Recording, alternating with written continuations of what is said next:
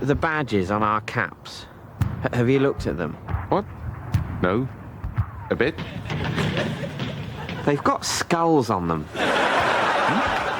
Have you noticed that our caps have actually got little pictures of skulls on them? I don't, Hans,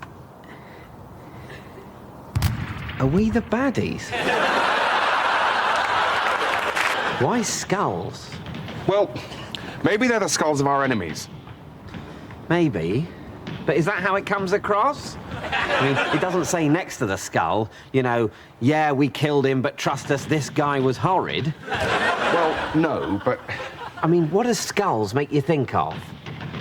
Death, cannibals, beheading, pirates. Pirates are fun. I didn't say we weren't fun, but fun or not, pirates are still the baddies. I just can't think of anything good about a skull. What about pure Aryan skull shape? Even that is more usually depicted with the skin still on. Whereas the Allies... No, you haven't been listening to Allied propaganda. Of course they're going to say we're the bad guys. But they didn't get to design our uniforms. And their symbols are all, you know, quite nice. I really can't think of anything worse as a symbol than a skull. A rat's anus? Yeah, and if we were fighting an army marching under the banner of a rat's anus, I'd probably be a lot less worried, Hans.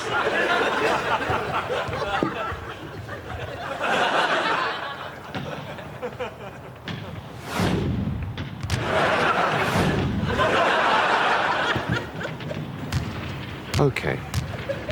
So...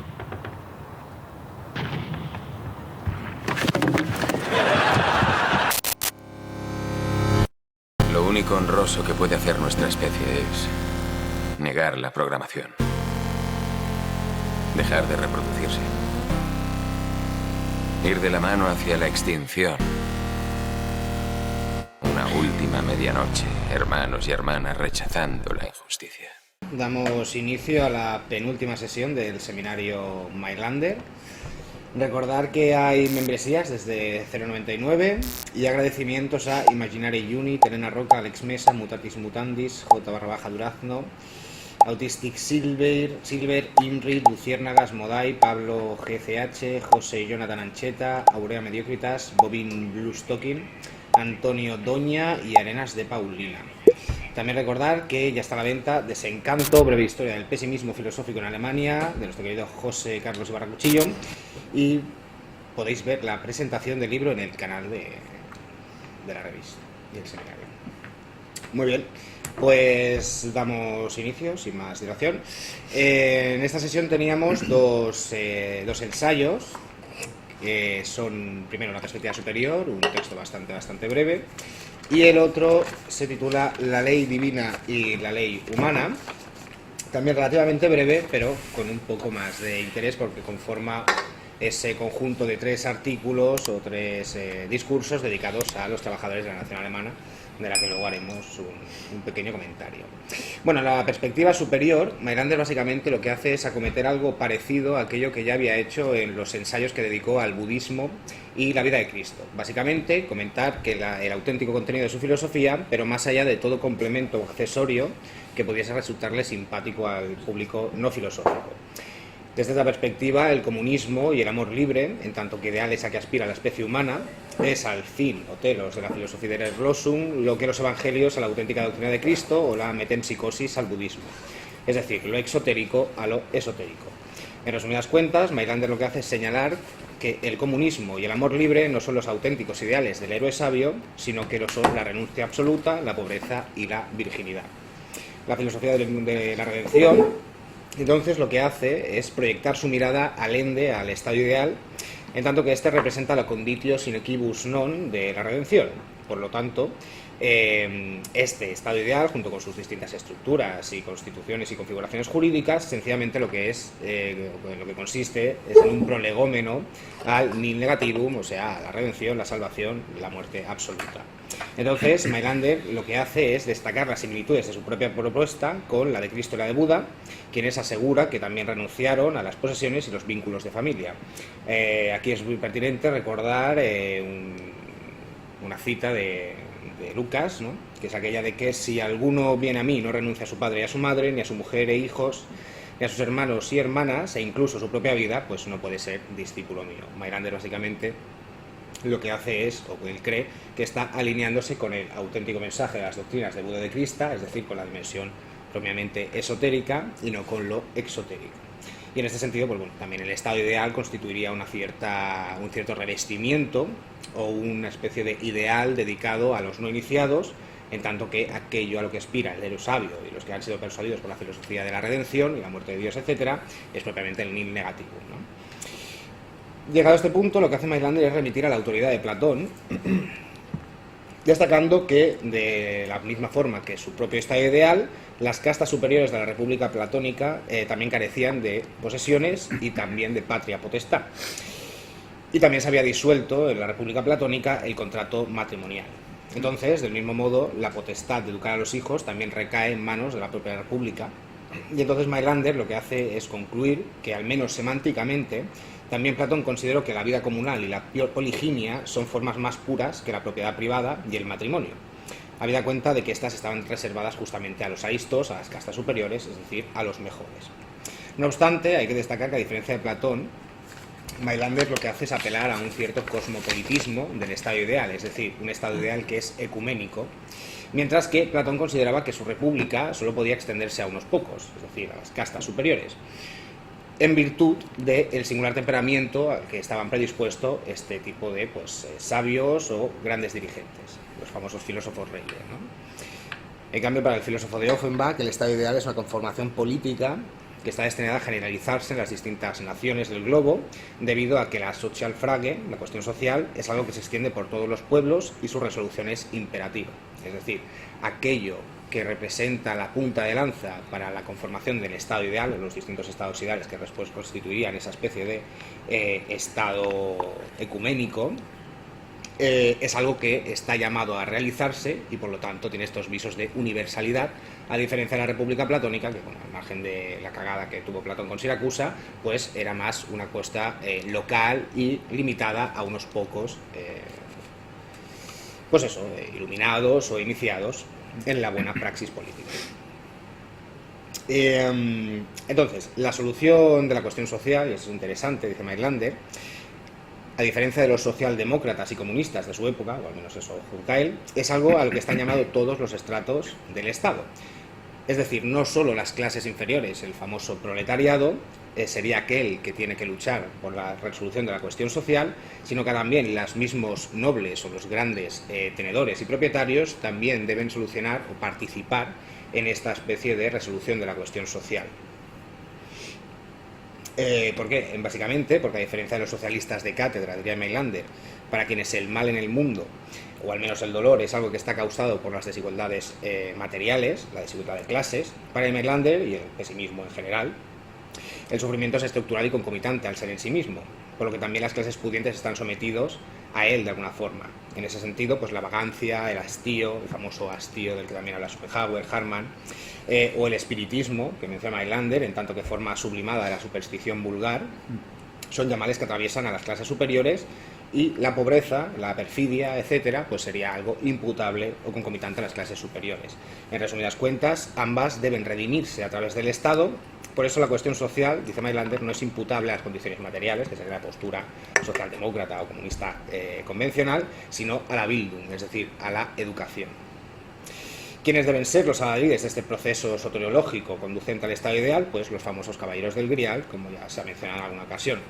Mailander entonces concluye este ensayo indicando que él no desearía formar parte del estado ideal para poder gozar de estas bondades suyas, sino que desearía formar parte de ese estado ideal en tanto que este es el medio para el fin, que es la redención, la nada absoluta, ¿no?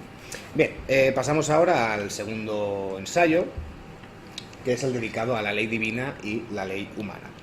Bien, este es el último de los 3 discursos dirigidos a los trabajadores de la nación alemana. El epígrafe del ensayo pertenece a Antígona, de Sófocles, y se inscribe dentro del llamado ciclo tebano, y es bastante idiosincrático o ilustrativo de cuál es la intuición o lo que entiende Mailander sobre su propio artículo y las mismas tensiones que se generan dentro de su teoría, ¿no? de una forma muy somera. El ciclo tebano es un conjunto de tragedias que narran en esencia las desdichas de Edipo y su linaje, ¿no?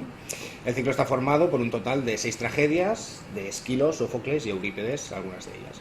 El orden narrativo, por si a alguien le interesa, es primero Edipo rey, de Sófocles, y aquí se narra el modo en que Edipo descubre su parricidio e incesto en su esfuerzo por liberar a Tebas de la peste que la asolaba.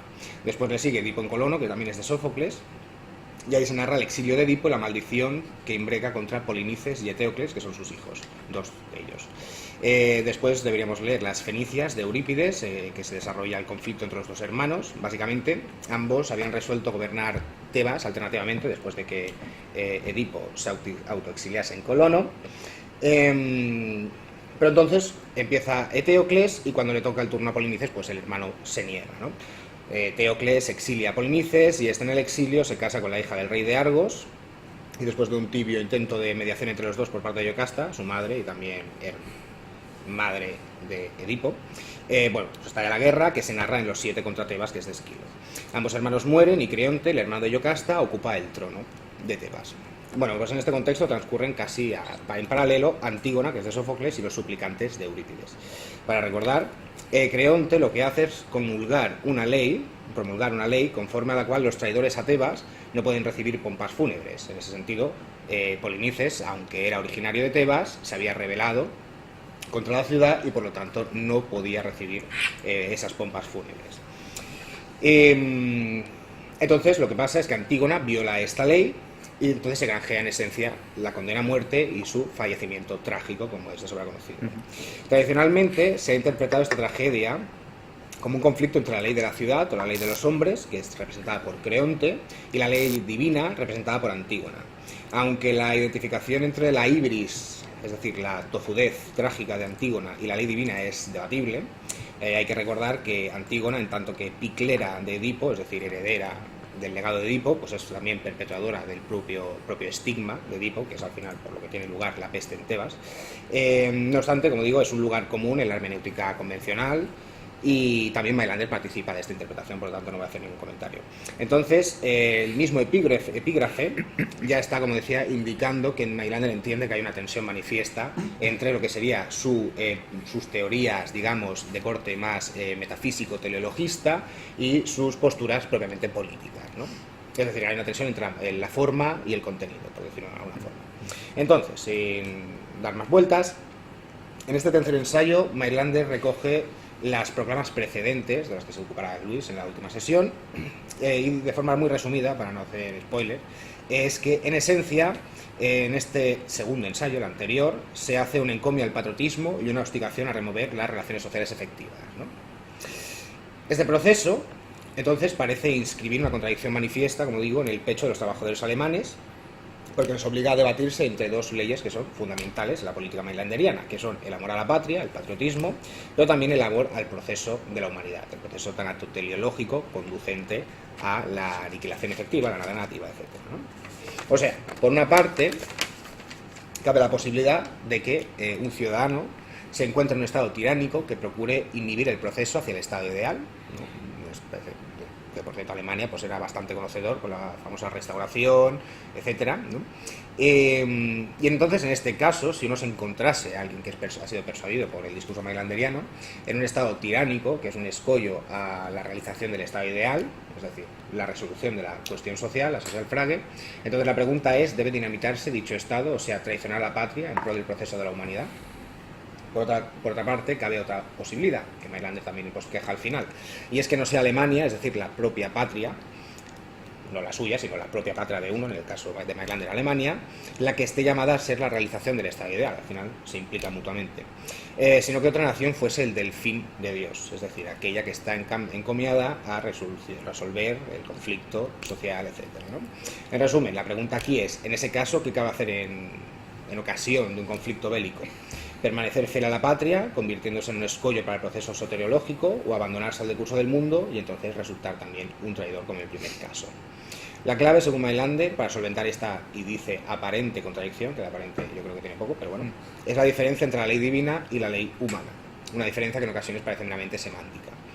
La ley divina es en esencia el acto originario de Dios, mediante el cual se le imprimió un movimiento al mundo inmanente y todo el proceso del mundo sigue ese impulso, que recordemos es el tránsito del super ser al no ser, pasando por el ser inmanente. El atributo principal de esta ley es la inmutabilidad, es decir, es necesaria. Mailander utiliza el término destino para referirse a este proceso de forma habitual. La ley humana, en cambio, se reduce a las distintas relaciones de poder que hay en un Estado, así como la propia humanidad. Y su esencia consiste en ser un puro devenir, un cambio constante. Esta mutabilidad se aprecia en los mismos procesos históricos y en la caducidad de las leyes que han regido a los distintos pueblos, sus constituciones, conformaciones jurídicas, etc. Entonces, al igual que toda su filosofía, lo que Mailander está haciendo aquí es reflexionar en base a dos estratos, el trascendente, es decir, la ley divina, y el meramente inmanente, que sería la ley humana. El proceso hacia el estado ideal es la ley divina, pero es un hito necesario en el proceso soteriológico del mundo. Las distintas formas de estado, es decir, la ley humana, en cambio, está preñada, como testamenta la propia historia, por un conjunto multiforme de configuraciones jurídicas, relaciones sociales, que se han hecho efectivas en los distintos estados por los que ha transitado la historia de la humanidad y son mutables. Es decir, el devenir para Mailander es la realización paulatina de lo eterno que representa la ley divina. Solo existen dos leyes, según Mailander, que sean primordiales, o él dice sagradas, aunque en distintas oraciones es un poco ambiguo en su valoración de esta sacralidad de la ley, pero bueno. Pues eso, del Estado. Estas leyes, que actúan como conditio sine quibus non del Estado, es decir, que son inviolables, sagradas, son la ley contra el robo, es decir, el derecho a la propiedad privada, y el asesinato, es decir, el derecho de no agresión. Respecto a la primera, dice Mailander, se puede debatir y reformular el modo en el que se garantiza la propiedad privada, pero no se puede abolir de ningún modo. Por eso, cuando estuvimos hablando en sentidos anteriores del comunismo, especialmente el comunismo llamado por él absoluto, Mailander dice, y cito, la propiedad privada subsistiría después igual que antes con todo su vigor, a pesar de que existiese un comunismo absoluto, es decir, la propiedad privada sería un capitalismo de Estado, lo que usualmente hemos visto, ¿no? Entonces, estas leyes son formalmente inmutables, pero ya que está la cuestión, materialmente modificables. En este punto, lo que a mi juicio ocurre es que sale a relucir la herencia lockiana y espinociana que tiene Mailander en el campo de la filosofía política, pues a diferencia de Hobbes, donde la rebelión es axiomáticamente penada, ya que es la condición de posibilidad del Estado, es la cesión del monopolio del ejercicio de la violencia al Estado. Para Mailander, en cambio, los ciudadanos no necesitan pedir permiso a las fuerzas efectivas para modificar materialmente las leyes. Esto será importante para la cuestión de las revoluciones. Básicamente, Mailander se está posicionando, de hecho, lo dice literalmente, a favor de un contractualismo convencional que no tiene mayor comentario ni interés, ¿no? Entonces, la pregunta pertinente aquí es, ¿qué remodelación de las leyes es moral? Hay que tener en cuenta que para Mailander la moral solo es operativa dentro del Estado. El proceso mismo del mundo, el proceso del mundo inmanente, es ajeno a las categorías éticas. Esto ya se había comentado en la parte principal de su obra. Claro, Mailander lo que hace es que entiende que los preceptos morales se reducen a categorías jurídicas. Solo bajo el palio de un legislador tiene sentido hablar propiamente de moral. Habida cuenta de que Dios, que es el único que podría ostentar el solio regio del preceptor metafísico, ha muerto, el mundo no resulta ni moral ni inmoral, sencillamente resulta amoral. En cualquier caso, las acciones, y aquí Mailander recoge un poco de cable, que podríamos denominar morales, serían aquellas que se alinean con la ley divina. La máxima que kantianamente hablando determinaría la forma de todo obrar, que es una máxima que determina el obrar de los trabajadores alemanes, recordemos, es ama a tu prójimo como a ti mismo. Vamos, no le hagas al otro lo que no desearías que Kant, básicamente, ¿no? Claro, el conflicto entre esta máxima y la filosofía política de Mailander también es manifiesta, y parece que Mailander pasa por ella, por esta contradicción, esta tensión, de forma bastante sibilina. Hay que recordar que cuando el legislador le pregunta a Cristo quién es mi prójimo, cuando Cristo le narra la célebre parábola del buen samaritano, los samaritanos a los que los israelitas odiaban desde tiempos de Salomón, incluso antes de que existiera Samaria, el contenido de la parábola en cualquier caso se hace conocido, pero la respuesta de Cristo es que el prójimo es en esencia cualquiera, todo el mundo, todos somos hijos de Dios, etc., ¿no? Claro, en este sentido Mailander está obviando el universalismo de la máxima y circunscribiéndola únicamente a los compatriotas, a los propios miembros del mismo Estado. En caso pues, de conflicto sigue permaneciendo la misma pregunta: ¿quién es el prójimo? En este punto, el teleologismo mailanderiano pues, entra en conflicto con un escenario bélico, hipotético y futuro que sería verosímil. A su juicio, Alemania es la nación que está llamada a solventar la cuestión social. Este mesianismo germano se retrotrae a las guerras de liberación napoleónicas, las cuales se imbrican con los avatares de la ilustrados del progreso meliorista y la naturaleza providencial. Mailander procede hipotéticamente, entonces, especulando qué norma para la acción debería ser vigente en un escenario en el que fuese Francia y no Alemania la que solventase la cuestión social. La cuestión de por qué Francia y no Alemania, no, la elección de que sea Francia y no un país aleatorio, pues es una cuestión meramente histórica, ¿no? Estamos en el contexto del conflicto Schleswig-Holstein, de todos los conflictos que hubo entre Alemania y Francia, y básicamente el pique era, que luego desembocaría, evidentemente, pues la ocupación nazi de Francia, ¿no? De París, pues estamos dentro de este conflicto, o sea, no es algo al azar, por lo que Mailander coge el término y remite a Francia. Entonces, la contradicción que se da aquí vuelve a ser la misma desde el principio. Formalmente se da esta contradicción entre el patriotismo y el abandono del proceso tanatoteleológico del mundo, que según Mailander, que recuerdo, es aparente. Lo que hace Mailander es arguir que, aun primando el amor a la patria, el ánimo del pueblo quedaría abatido, por lo cual la resolución del conflicto bélico sería favorable a Francia. Es decir, prima la ley del patriotismo, por lo tanto debemos ser fieles a la propia patria, pero, no sé, los soldados y los luchadores y guerrilleros de la patria que sería una especie de escollo para el proceso del mundo, pues serían autoconscientes de que están dentro de un Estado que no es propiamente, como decía, el delfín que vaya a solventar la cuestión social, y por lo tanto lucharían sin ganas, ¿no? Lucharían muy tristes. Entonces Mailander lo que está haciendo aquí, a mi parecer, es pecar de un formalismo bastante ingenuo, porque tampoco tiene en cuenta la predisposición psicológica que subyace a este abatimiento del que tanto habla, la convicción de que se está actuando a modo resistencia del adecuado desenvolvimiento del proceso del mundo. En resumidas cuentas, Mailander, como no quiere atentar contra el principio sagrado para él del patriotismo, pues prefiere que los seres humanos, los individuos, ¿no?, sean traidores al proceso del mundo antes que traidores a la propia patria. Entonces, al final ya del artículo, lo que dice es que respecto a las revoluciones internas de los estados también se incurre, bueno, esto lo digo yo, también se incurre en una cierta postura naif. De nuevo, su universalismo teleológico va en detrimento de lo que la propia historia nos enseña, que no todas las revoluciones están motivadas por un lado secreto en pro de la adecuada resolución del proceso cósmico. Básicamente, lo que dice Mailander aquí es que cuando la forma de un Estado llega a una especie de límite, esta estructura revienta de forma casi naturalista, y por lo tanto esta contradicción se salva un poco en base, como digo, a este hiperformalismo teleológico que tiene Mailander del mundo, ¿no? Entonces, claro, Mailander no está teniendo en cuenta aquí lo que decía antes, que hay revoluciones que no se pueden entender como reventar desde dentro una estructura caduca, sino como auténticas aberraciones históricas o aberraciones manifiestamente morales, incluso dentro del propio Estado, ¿no? Entonces hay que tener en cuenta que desde una perspectiva descriptiva, pero no prescriptiva, y al amparo del curso de la humanidad y de su historia, pues se antoja difícil negar que el sistema circulatorio de la historia, en efecto, está bombeado en sus venas por la sangre de miles de millones exterminados con crueldad y crudeza inimaginable.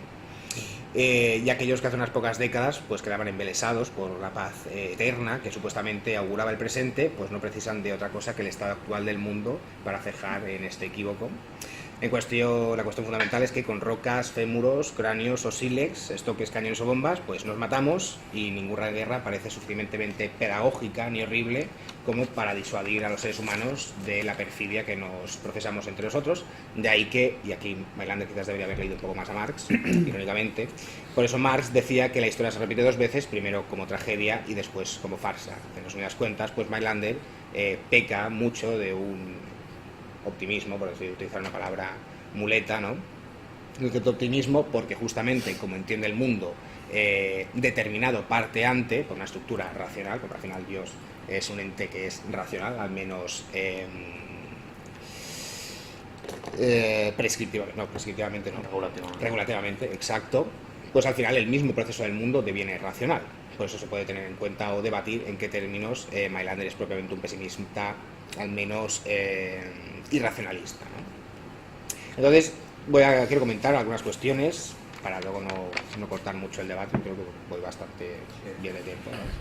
Bien, cuestiones. Hay una cita que me llamó la atención, casi al principio. Dice: el individuo particular puede redimirse en toda forma de estado, pero la masa solo en el estado ideal. Vale, esta cita puede parecer un poco críptica, pero desde su escatología, digamos, se entiende bastante bien. Claro, ¿por qué el individuo particular puede redimirse en cualquier forma de estado? Pues solo tenemos que recordar aquello que dice, no sé si es en la física, no estoy muy seguro, creo que sí, de que la redención del tipo, del individuo particular, de la idea particular, acontece con la muerte del individuo. Por lo tanto, todos los individuos previamente existentes al estado ideal ya están redimidos. No tienen que esperar a un renacimiento o a una segunda venida de Cristo para que resuciten los muertos, ¿no? Pero claro, el universo, recordemos, es una esfera colectiva de fuerzas. Por lo tanto, lo que se necesita, a juicio de Mailander, es alguna forma, en este caso el estado ideal, que abarque todas estas distintas individualidades para que se puedan debilitar de forma conjunta. Otra cita, también interesante, es que dice: los individuos de clases superiores han de liberarse de su sufrimiento contra su propia voluntad, en referencia a aquello de que, en contra de lo que pensaría un socialdemócrata convencional, según Mailander, pues la cuestión social también es algo imputable a las clases superiores, no solo al proletariado o a las clases inferiores o al vulgo. Claro, ontológicamente hablando, la Bildung, piensa Mailander, es el único modo de resarcir a los seres humanos, habida cuenta de que la voluntad, desde una perspectiva además muy schopenhaueriana, por sí sola no puede experimentar una conversión. Es decir, la voluntad es ajena al principio de razón y por lo tanto no puede tener una experiencia que sea una epifanía, a excepción de los santos y tal, pero eso ya sería más schopenhaueriano, ¿no? Es decir, lo único que puede impeler a los individuos o a la humanidad a esta conversión, es decir, persuadirse de que el ser en sí mismo, la existencia como tal, es un mal radical, solo puede acontecer en base a un factor intelectual, también en el caso de Dios. Por eso, solo un factor intelectual que sea modificado en base a una educación puede hacer que los individuos, los seres humanos, tengan esta especie de epifanía, pero intelectual, no una epifanía en el ámbito de la voluntad trascendente, como sería en el caso de la gracia a que apela Schopenhauer, ¿no? Bueno, también, luego si queréis lo comentamos, también hacer notar una cosa que me llama la atención de este artículo, y es cómo se puede ver un poco de cierto rezumo nietzscheano o proto-nietzscheano en toda esta cuestión de circunscribir lo contingente, lo inmanente, en resumidas cuentas, la vida humana, al puro devenir, reduciendo o limitando la cuestión de la inmutabilidad y de lo eterno al ámbito de Dios, claro, quitado.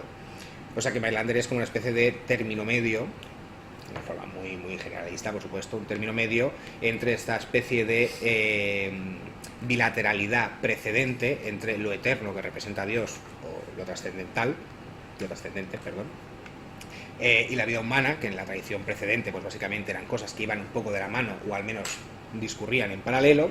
Mailander se encuentra en esta postura intermedia, en tanto que la vida inmanente es un absoluto devenir, un cambio constante, mudable, sin fin ninguno, y la parte eterna, representada por el Dios trascendente, pues es algo caduco, pretérito, que ya ha muerto y pasado. En cambio, Nietzsche sería como la hipóstasis, de una forma muy, muy general, por supuesto, la hipóstasis de esto. Sencillamente, el Dios caduco, el Dios pretérito, el Dios que pasó y ya no es, pues si se elimina, solo queda el puro devenir y sus distintas manifestaciones históricas, digamos. Y dos cosas más y ya acabo. Sí, respecto al Estado como condición necesaria de la moral, esto también es interesante. Si recordamos la semi-autobiografía que tiene Sommerlath, creo que es la de Sommerlath, Mailander menciona en esa autobiografía que después recoge Sommerlath, que cuando leyó a Schopenhauer, dice muchas cosas de cuando leyó a Schopenhauer por supuesta primera vez, pero que básicamente se suscribió, si recuerdo bien, se suscribió de forma casi inmediata, inconsciente y automática a todo lo que tenía que ver con la individualidad, rechazó de forma categórica y también inmediata todo lo que tenía que ver con la trascendencia, contra la cuestión de la voluntad trascendente, etcétera, etcétera, y que, y esta es la parte importante, su teoría política le pareció ridícula y lamentable porque había leído a Spinoza, básicamente, ¿no? Es interesante porque claro, esto lo digo porque la teoría política de Mailander, al margen de ciertas cuestiones que no vienen al caso, claro, choca mucho con nuestra concepción contemporánea de los procesos históricos, más de un tiempo a esta parte, que evidentemente por esta conciencia maniquea que llevamos arrastrando desde hace bastante tiempo, pues también los procesos de la historia están revestidos de un hálito moral y básicamente pues para explicarnos la historia de los procesos y los conflictos bélicos, como no puede ser de otra forma, también cabe decir, pues están los buenos y están los malos, ¿no? Los invadidos y los invasores, las víctimas, los verdugos, etcétera, ¿no?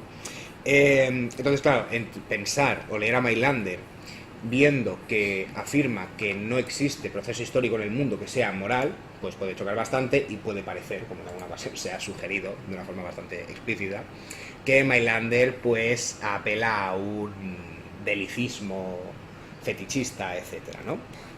Pero claro, yo creo que la lectura que hace de Mailander de Spinoza, no sé qué habrás leído de Spinoza, el tratado filosófico-político seguro, pero yo lo que ya no sé, pero creo que sí, que también leyó el tratado teológico-político, que creo es el interesante aquí, ¿no? Claro, en este texto, Spinoza lo que muestra es la clara y estrechísima vinculación que existía entre el destino manifiesto y mesiánico de los judíos y el propio estado de los judíos. Claro, si revisamos el Pentateuco, que es básicamente el libro, la parte principal de la Torá y el Talmud que Spinoza analiza, básicamente lo que vemos es la historiografía del pueblo de Israel, ¿no? Tenemos el Génesis del pueblo de Israel, origen y patriarca, el mismo Génesis, ¿no? El Éxodo, que es la alianza de Dios con Dios en el monte Sinaí, y luego las reglas y las leyes, ¿no? Claro, lo que leyendo el libro este de Spinoza, lo que se ve es la clara y estrecha relación que existe entre el proceso soteriológico de los judíos y la propia constitución del Estado de Israel. Eso también nos ayuda a entender por qué están pasando las cosas que están pasando pues ahora mismo, ¿no? En Israel, ¿no? En Palestina. Básicamente, lo que explica Spinoza de una forma muy resumida es que la elección de Dios, de Yahvé, respecto al pueblo de Israel, solo se consume y se hace efectiva en la realización del Estado. Es decir, hay una estrecha vinculación entre todo el proceso de los mismos judíos como constitución de un pueblo y el reconocimiento de los judíos ya en un Estado. Entonces, claro, si recordamos un poco básicamente la cuestión de las tablas de la ley, que es lo del rollo del monte Sinaí, esto en parte es para evitar que los hebreos abandonen a la idolatría de imágenes de bueyes de oro, ¿no? Pero también básicamente es la fundación simbólica del Estado, en tanto que es las reglas de la conducta, ¿no? Entonces, claro, fuera de esta constitución de las tablas de la ley no existe moralidad ninguna. No hay pueblo ninguno, no hay reconocimiento social y por lo tanto no hay moralidad ninguna. La moralidad en ese sentido es algo que se ejecuta y se realiza solo en base a la constitución y reconocimiento de la organización social en tanto que un Estado. En el caso paradigmático de los hebreos, del pueblo de Israel, la realización del Estado o el reconocimiento y consagración del Estado es cuando ya llegan a Canaán y se establecen allí, etcétera, etcétera, etcétera, ¿no? No sé hasta qué punto Mailander pues participa un poco de esto, tampoco creo que es una cuestión exclusiva de Spinoza, pero participa un poco de esta idea, ¿no? Solo dentro del Estado existe, es posible la moral, porque la moralidad es un códex jurídico de deberes, derechos, castigos y recompensas, ¿no? Y luego ya para acabar, de esto creo que he dado mucho la brasa y tampoco me quiero extender mucho, que son los motivos histórico-filosóficos por los cuales Mailander participa de este mesianismo germano, que es un poco lo mismo que comentaba antes, ¿no? Claro, tú lees a Mailander, estos textos de Mailander, la política de Mailander, fuera de contexto, digamos, y pues parece que Mailander es el mayor fascista del mundo, ¿no? Pero bueno, Mailander participa de un mesianismo germano, o de un pangermanismo, que se lleva arrastrando desde las guerras de liberación napoleónica, como había comentado, ¿no? De una muy somera, tenemos el surgimiento de la filosofía de la historia, es decir, la filosofía o el mundo es un proceso en devenir, no es algo quístico, estable, una especie de éter que permanece inmutable. Y entonces, durante este reconocimiento de que la historia es un proceso, la existencia humana es un proceso histórico, se establece también, o empieza a anquilosarse la idea esta misma de que ese progreso, además, es un progreso paulatino que no puede retroceder, ¿no? Entonces se va instalando aquí la idea del progreso meliorista, es decir, el famoso texto de Kant, ¿no?, de que avanzamos desde lo peor hacia lo mejor, no dando saltos, sino lentamente y en un progreso constante. Básicamente nos encontramos con los ideales de la Ilustración, con Kant, y entonces Kant lo que hace aquí en este texto básicamente es establecer este paralelismo entre el progreso meliorista de la historia, el plan natural providencial, es decir, el destino prescrito por una divinidad inteligente, que en el caso de Kant es más regulativo que en el de Mailander, y además subyace a esto un proceso soteriológico. Es decir, el progreso de la historia es paulatino, nunca puede retroceder. Este progreso es algo a lo que estamos llamados los seres humanos en pro del plan natural providencial, la inteligencia del mundo, y hay un factum histórico que testamenta que este proceso es real y que tiene lugar. El caso de Kant es la Revolución Francesa, ¿no? Claro, en el momento en que Kant, y esto es algo que luego se extiende mucho en la conciencia alemana, ¿no?, en el momento en que Kant establece que el factum histórico que anuncia el progreso paulatino de la especie humana es la Revolución Francesa, pues bueno, los alemanes empiezan a hacerse muchas pajas mentales, básicamente, ¿no? Tenemos todo el rollo de la filosofía del derecho de Hegel, tenemos el marxianismo, etcétera, etcétera. Entonces Mailander participa de esto. Entonces, claro, lo que ocurre es que pues había esta tensión entre la Staatsnation y la Kulturnation de los alemanes, que es básicamente pues la cultura alemana, todos los distintos pueblos alemanes que estaban por ahí diseminados, y la nación como confirmación geográfica incluso de los alemanes.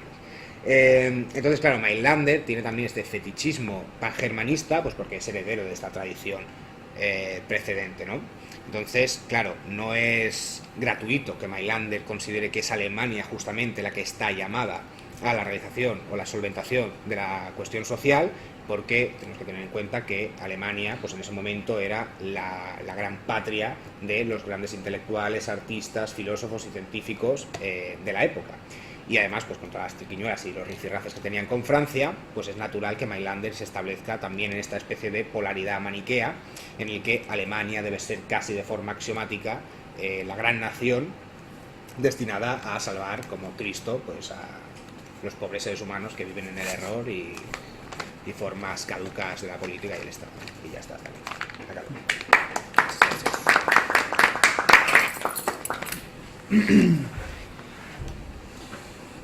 ¿Alguien quiere comentar?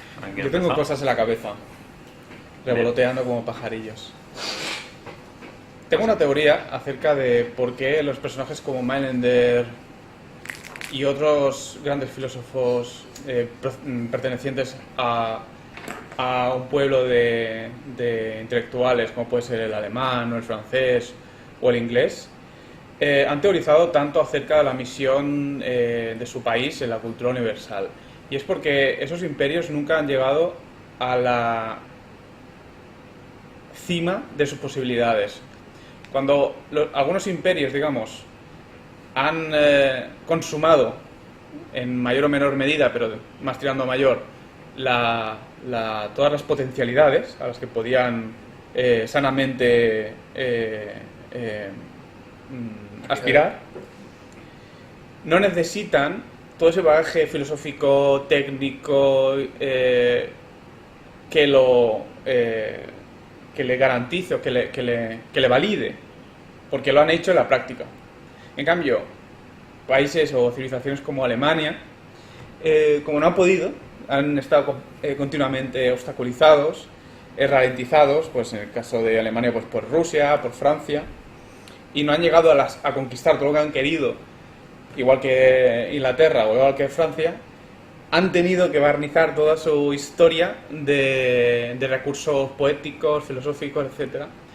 Y frente a otras civilizaciones, otros imperios, como por ejemplo el español, que sí que han llegado a la consumación de sus posibilidades y no necesitan hacer el ridículo, y no digo que Mailander lo haga, no necesitan hacer el ridículo filosófico de hablar de grandes destinos, del destino del universo, de pensar que la suerte del mundo depende de lo que haga mi país, etcétera. Nada, es simplemente una idea que tengo de que lo que expresa, digamos, Milder aquí es una absoluta frustración frente a las posibilidades de su país de realizar aquello que él cree que puede hacer. Nada, es simplemente Yo pensaba que no te vas a atrever a decir que España era un caso de... Te iba a preguntar de forma retórica, en plan, te refieres a Españita, ¿no? Sí.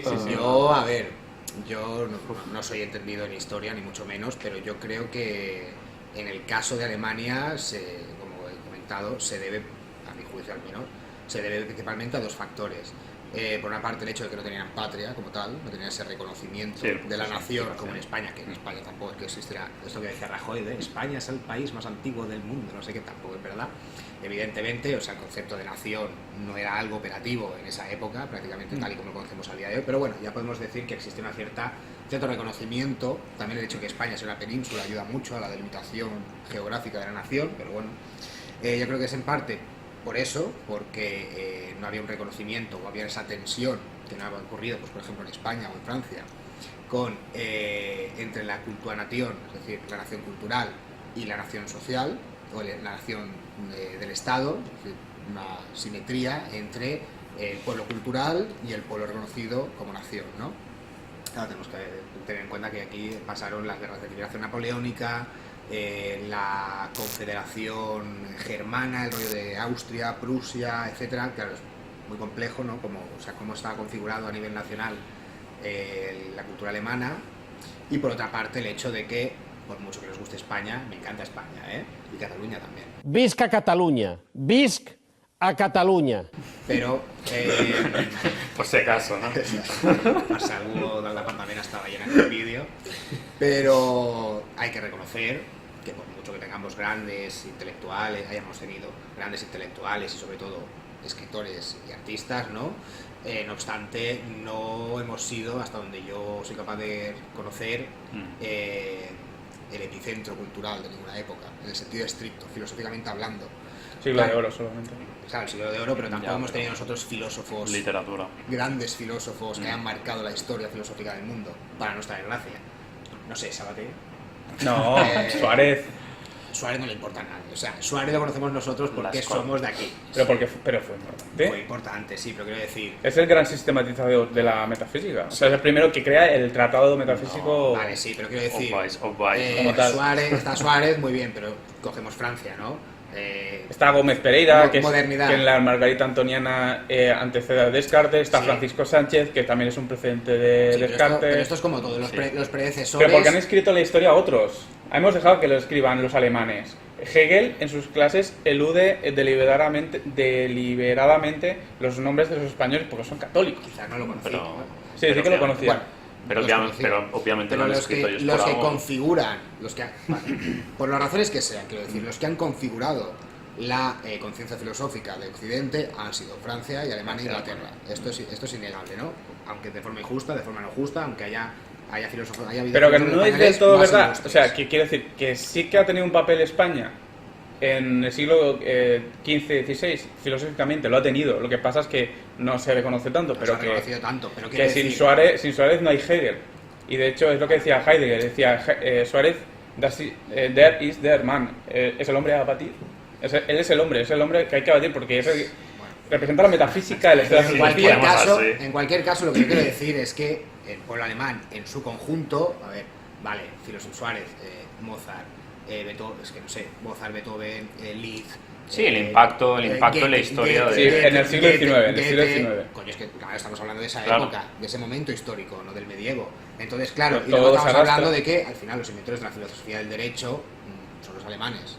No, es la escuela de Salamanca. Vale, pero quiero decir, los alemanes le dan a la filosofía del derecho la configuración que entendemos nosotros actualmente por filosofía del derecho. Aunque luego la filosofía del derecho fuese una categoría existente antes, pero la relación, hasta donde yo sé que no es mucho, entre filosofía del derecho y Destino Manifiesto es un invento alemán. ¿Sí?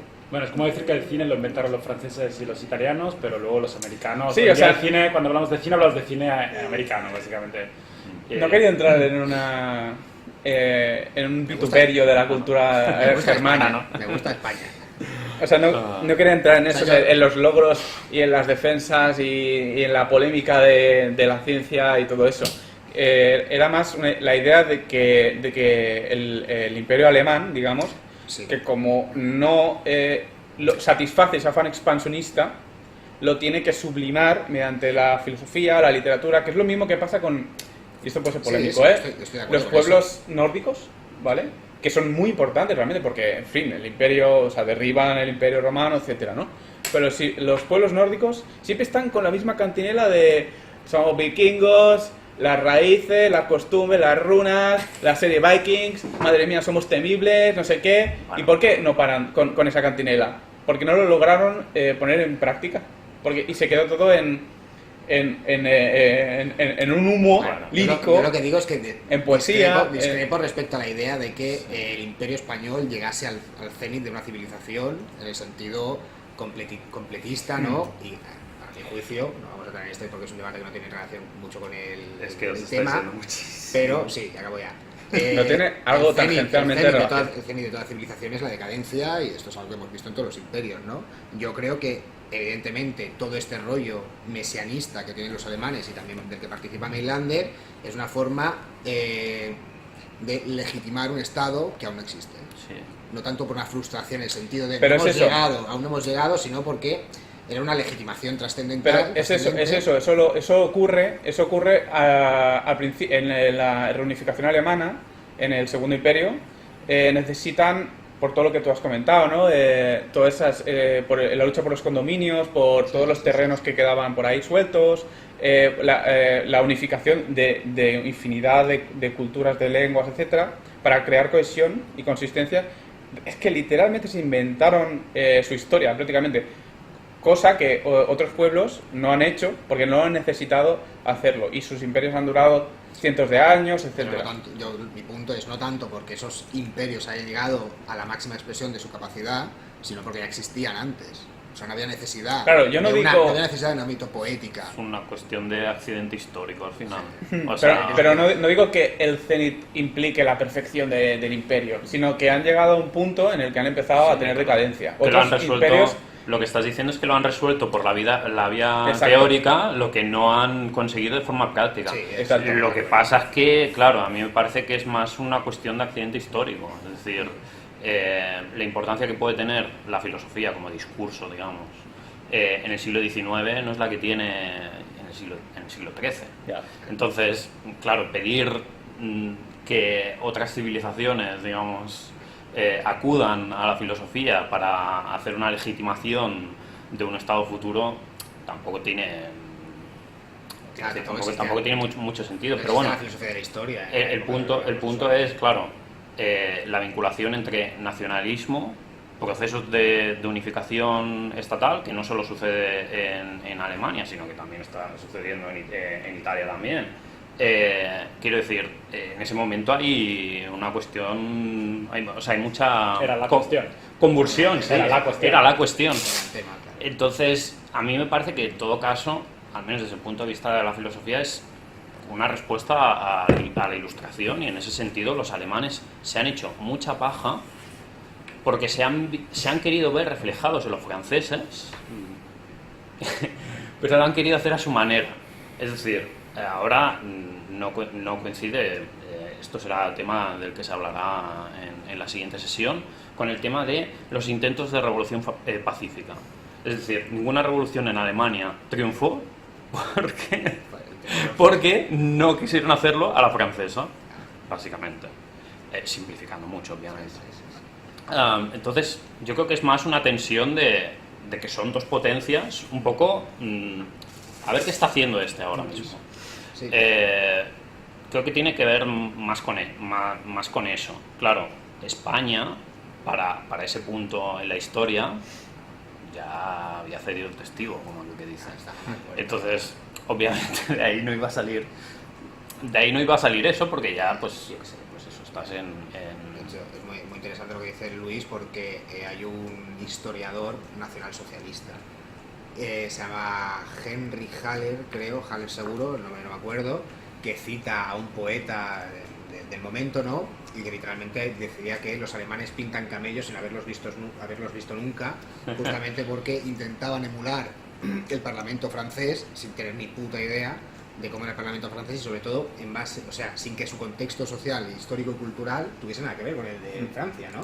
También es algo que algunas veces se le ha criticado también un poco a Marx, ¿no? Que habla del proletariado en un país que era prácticamente feudal. O sea, que no había tenido esa revolución industrial tan bestia como en Inglaterra, por ejemplo, que el proletariado tenía un mayor peso, sino que era un país prácticamente con una configuración estatal feudalista prácticamente, ¿no? Con ducados y movidas y tal, ¿no? Y sí, el historiador que más o menos escribe en la época antes de que acabase la Segunda Guerra Mundial, habla justamente de esto, ¿no? De que la gran fijación de los alemanes era justamente hacerlo todo a la francesa. Y Marx también, en sus cartas a Kugelmann, tiene un texto en el que hace más o menos esta frase que luego citó Pablo Iglesias, ¿no? Del cielo se asalta por la fuerza, que no sé qué. Es de una carta a Kugelmann que justamente estaba criticando un poco Marx esto, ¿no? Dice, los revolucionarios alemanes quieren hacerlo todo a la francesa, pero no de la forma francesa, sino a la alemana, y por lo tanto pues bailan entre dos aguas. Y claro, bueno, la revolución de marzo pues fue eso, fue un intento de revolución pacífica, que es cuando van por culo, pues porque no tuvieron las agallas, digamos, de pues ponerse a cortar cabezas, digamos. Sí, no, a ver, es una beta del texto, un poco leerlo pues en relación al contexto, ¿no? Que se está gestando un poco en ese momento. Pero bueno, luego más allá de eso, algo que ya hemos comentado off the record y en WhatsApp y estas cosas, que es el hecho de, hostia, cómo está, digamos, haciéndose trampas al solitario Mailander en o sea, sobre todo en este ensayo, no tanto en el de perspectiva superior. Porque básicamente es eso, ¿no? Lo que decía, bueno, la contradicción aparente. ¿Cómo que contradicción aparente? Claro. Es una contradicción palmaria, y además es una contradicción palmaria porque tú mismo has querido meter la moral por ahí. Sí, o sea, en el fondo es aquello de los niveles, ¿no? Bueno, la ética atañe al individuo, el Estado sería pues a la política, y luego pues mundo, Dios, la categoría que queramos ponerle, pues a la metafísica, ¿no? Y como en el fondo su sistema sí que es por niveles, no sería, digamos, como el de Schopenhauer, que, digamos, está todo a la vez, realmente podrías haber mandado al cuerno la moralidad, haberla mandado al cuerno y decir, bueno, aquí todo el mundo tiene que cumplir el papel que le ha tocado a la historia y ya está. Y bueno, la historia te juzgará si ha sido bueno o malo a toro pasado. Y ya está, tú tienes que cumplir con tu deber, y si te toca bombardear a un montón de niños en un hospital, pues es el papel que te ha tocado en la historia. De hecho, se podría decir lo que cual está, es que está a durísimo favor de decir, pero... de la dictadura, digamos, de un golpe de Estado, que dice, habla de la revolución de los soldados también. Que claro, si los soldados se revolucionan y, digamos... bueno, a favor, habla en contra, ¿no? Quiero decir, lo que dice es que los soldados no pueden, que si tienen que disparar a tu padre, a tu madre, al que haga falta que haya que disparar... Mientras esté de acuerdo con la ley divina, claro. Si él dice, si hay una revolución por parte de los soldados, que también tenemos que dejarnos matar, básicamente. Es que yo no lo había... Lo dice... Yo no lo matar los soldados. O sea, si los soldados están de acuerdo con la ley divina... Si surge una revolución en el seno, digamos, del estamento militar, que tenemos que dejar que nos maten. Yo no acabé de entenderlo así realmente. O sea, yo había entendido más el hecho de que los militares, si se da una revolución o una insurrección, nos tienen que pasar el rodillo. Y que... Y que bueno, nos pasarán el rodillo sin entusiasmo, porque estarán yendo en contra de la justicia, pero que nos tienen que pasar el rodillo. Eso a propósito de si Francia... Por insurrectos. Si Francia fuese la que llevase la solución a la cuestión social. Sí, la legitimación que hace Mailander de la revolución, lo que comentaba antes, ¿no? Tiene un carácter más orgánico, ¿no? Es decir, cultural. lo que decía, no, orgánico en el sentido de... o sea, básicamente lo que dices tú, ¿no? Se hace trampas al solitario también, no solo por esta Mira, falsa te dice aquí. apariencia. Dice, idéntico debería ser el comportamiento de aquellos de vosotros que, ante el desencadenamiento de una revolución social, suponiéndolo por imposible, fuesen precisamente soldados. Claro, Pero porque ellos- tú ellos estás en el mismos, estado contra siendo el que se soldados. revolucionan. O sea, tú como soldado deberías matar a aquellos que se revolucionan contra ti. O sea, tú eres el monstruo que Pero va a bien, desahuciar gente. Mientras que tú, como mozo, estás cumpliendo, digamos, el mandato de la ley A divina. ver, en sentido marcial, tiene razón, es la idea, ¿no? He dicho lo O sea, que- no digo que esté bien, no digo que No, esté bien, es coherente esa pero parte. que la idea es de en plan, bueno, o sea, que hay un golpe de estado, tío, eres un puto soldado, tienes que matar a la peña. En plan, es lo que se espera de un soldado al final, ¿no? Sí, no, a ver, claro, que, esa sea, que parte. esté bien, que sea moral es otra cosa. Claro, ahí estamos hablando de coherencia. Hasta esa parte bien. El punto es que quieres mantener que todo el mundo está, digamos, siguiendo la ley divina Cuando es imposible. y no o sea, una de dos. Sobre todo es el hecho de todo el mundo puede estar siguiendo la ley divina, pero no todo el mundo puede ser moral siendo acorde a la ley divina, porque hay cosas que van Y contra la ley. que chocan, o sea, hay cosas que necesariamente chocan. Entonces, una de dos, o unos van en contra, o sea, es decir, tú puedes, digamos, traicionar al Estado, o tienes que tirar la moralidad. Es el precio, digamos, que tendría que pagar para ser, digamos, yo no sé hasta qué plenamente punto, coherente. que sería ya aquí hacerle un favor al texto y a Mailander, ¿no?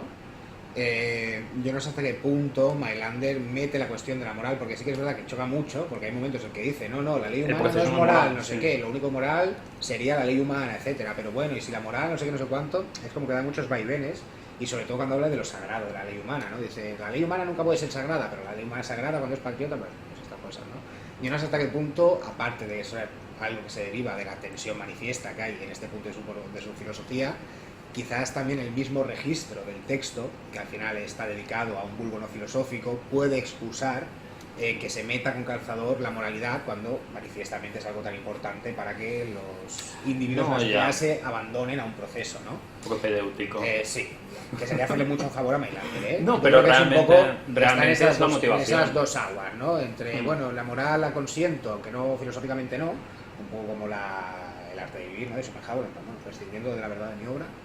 Y otra parte, pues que sí, es un tema complicado porque hay una tensión. Básicamente, yo más que la cuestión de la moral, yo creo que si Mailander hubiese sido capaz de renunciar al patriotismo, no habría tenido tanta tensión. Claro, es una u otra. Porque habría podido permitir una revolución contra una patria que no fuese afín al proceso de la ley divina, ¿no? Pero claro, si quieres salvaguardar el patriotismo, la fidelidad a la patria a toda costa, pues necesariamente tiene que haber un patriota que esté en contra de la ley divina. Y ahí es donde se revienta. O sea, para el mí esquema. es querer estar, digamos, con un pie en el hegelianismo, esto por el lado digamos, del patriotismo, y con otro pie, bueno, si no en el marxismo, en el socialismo, o en pues cierta progresividad cultural, como queramos llamarla. Quieres tener el pie en los dos lados realmente, y es eso, porque si escogiese... si renunciase a la moralidad y se ateniese a la cuestión del patriotismo, pues acaba en un hegelianismo. Quien gana es quien tiene razón. Sí, sí. Quien gana es quien tiene razón y ya está. Y se descubre, pues, Por el proceso cuando por sucede. el que gana. Sí. Efectivamente. Y si decide lo otro, entonces, pues bueno, claro, el carácter propedéutico, al final los discursos, el que nos falta, básicamente viene a decir, bueno, pedid cosas poco a poco, reformista de para mente. hacer pequeñas reformas. Claro, les está diciendo, no le abréis la cabeza a nadie. Vale, de hecho, en estas básicamente dice, no robéis aunque tengáis hambre. Y bueno, no sé, hay una serie de cosas ahí que... Por eso es bastante injusto cuando algunos señalan que Mailander hace apología de un belicismo desenfrenado militarista que pretende arrasar con todo, que es casi filista, son estos los botones. Filisteo. Efilismo. No, efilismo. Ah, sí, sí, sí. Pues de este rollo, ¿sabes? En plan, rollo Extincionistas, sí, sí. extincionistas Se acaba- vulgares, de en plan, mira, tomar por culo, esto es cosa del proceso trascendente del mundo y por lo tanto, mira... Si hay más guerra, hay más muerte, si hay más muerte, Exacto, se acerca Churchill, más al ¿sabes? final del mundo. Claro, Mailander se nota aquí que se encuentra con esa tensión, ¿no? Claro. De que quiere salvaguardar, o al menos parapetarse Sí, un cierto frente... orden social al final. Sí, un orden social que al final es que realmente cuando dice que es un socialista de panfleto. En el sentido socialista de decir, bueno, vamos a hacer reformas moderadas, no va a ser que la gente se enfade, ¿sabes? Reformista de mierda, vaya, o sea, sería un reformista, ¿no? Entonces, claro, por eso que es bastante injusto, ¿no? Que algunos hermeneutas han señalado que Mailander es aquí, Claro, eso es concreto. pero que Hitler, ¿sabes? Lo que concreto que va a defender es básicamente dos cosas. Pedir instituciones de educación libre y esto que hemos hablado de las cooperativas. O sea, Sí, sí, quiero decir, al final... Sí, O sea, no es que gane el Tercer O sea, Reich claro, y, claro. y las calaveras. No es... Mailander votaría a Pac-Man si estuviese vivo ahora, ¿sabes? O sea, Claro, sería es woke. un rojillo. Sería woke. Woke no creo, no lo Woke, sé. woke. Pero sería un rojo de mazapán, ¿sabes? Del plan que te come la oreja un poco en el bar, ¿sabes? Y amigo de mordero, pero que no es inofensivo, ¿sabes? Dios. Sí, bueno, eso yo creo que es lo que más llama la atención del pasaje, porque claro, es una contradicción tan manifiesta que él Que mismo ni nos da cuenta, se encarga de Claro, decir, claro. bueno, os va a parecer que es una contradicción. Pero en realidad Pues tiene mucho sentido. Claro, lo que le había salido bien, al menos a mí me parece, en el primer volumen, que era justamente también hace lo mismo, ¿no? Dice, os vais a pensar que si Dios es omnipotente, no sé qué, es una contradicción que el mundo nos haya aniquilado parteante, ¿no? Dice, claro, esto es una contradicción manifiesta, ¿no? Y entonces es por eso de la idea de que No, el lo que super pasa es ser, que no sé aquí- qué. lo que Ahí le pasa es queda que aquí bien y dices, les hostia, alemán. vale, me lo creo, pero aquí es que es insalvable. es que hace agua. O sea, hace aguas totalmente. Sí, sí. A menos que escojas uno de los dos. Sí, claro.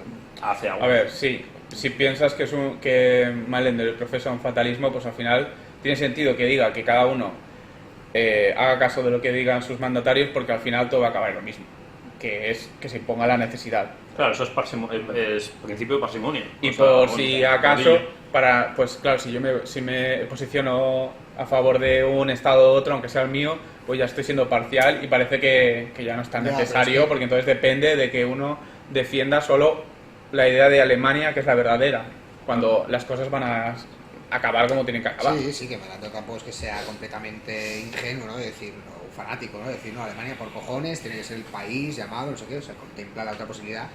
Pero claro, se me ha ido lo que quería decir, lo que estabas comentando tú, ¿no? Claro, si Mailander, o sea, el problema de Mailander también es que no quiere aceptar que un patriota vaya en contra de la ley divina. Porque es lo que dices tú, ¿no? Si Mailander acepta que, en plan, para que se dé este proceso, de hecho, tiene un elemento en su filosofía que es bastante fácil de utilizar, ¿no? Que es la teoría del debilitamiento paulatino de las fuerzas, ¿no? Sí. Es decir, vale, habrá patriotas, es necesario que haya patriotas fieles absolutos que piensen de forma errónea que forman parte o que garantizan la ley divina, cuando en realidad son resistencias que justamente lo que hacen es debilitar el proceso cósmico para que luego llegue Claro. el debilitamiento absoluto.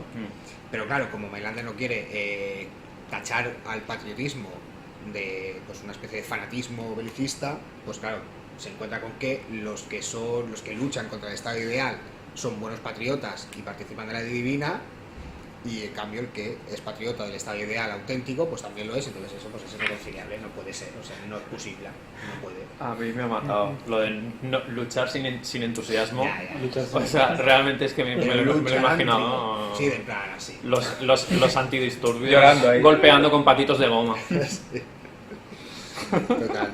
Bueno, pues, Fusilando a la gente así de plan. no, claro, no, lo del fusilamiento no era una cosa que se dice, yo no la he leído nunca, pero la he escuchado varias veces repetida, ¿no? Que parte del propósito del pelotón de fusilamiento es que alguien dispare al blanco, porque por lo visto los humanos no tenemos la tendencia a querer matar realmente al otro. Claro, por si alguien pincha del pelotón. Yo he escuchado, repito, de expertos, pero no lo he leído y no sé cuánto fiable es esa información, que una de las razones por las que ponen varios es precisamente porque han hecho estudios que han visto que a nivel estadístico la mayor parte de las balas van a la pared.